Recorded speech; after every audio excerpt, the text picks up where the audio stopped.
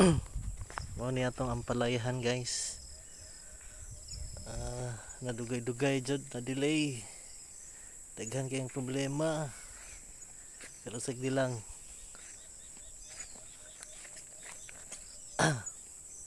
Mag-harvest na tani pohon.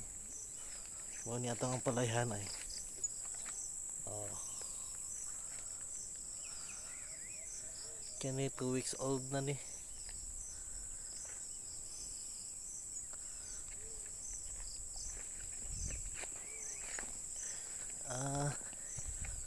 Ang plano ani is 1,100 ka punuan,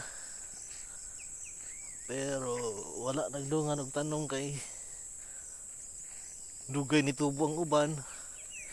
And ang second batch nga gitanom wala ni tubo og tarong kay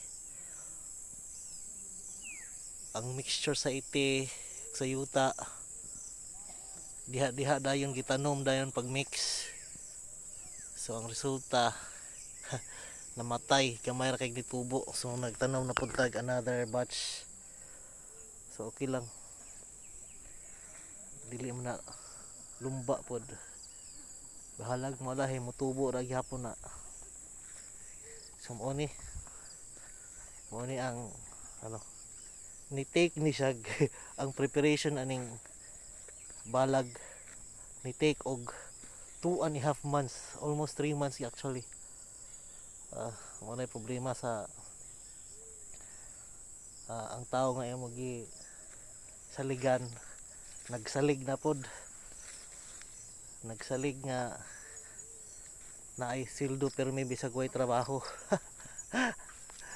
So karon nangita nakuglaing mo trabaho, paspas na ang progress. Hopefully dili ta maabtan og El Nino ani nga gagmay pa.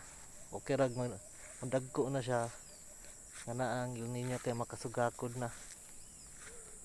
So karon nag wedding guys, then na ay nag spray kay schedule man every 4 days ang spray ani. So maro to guys.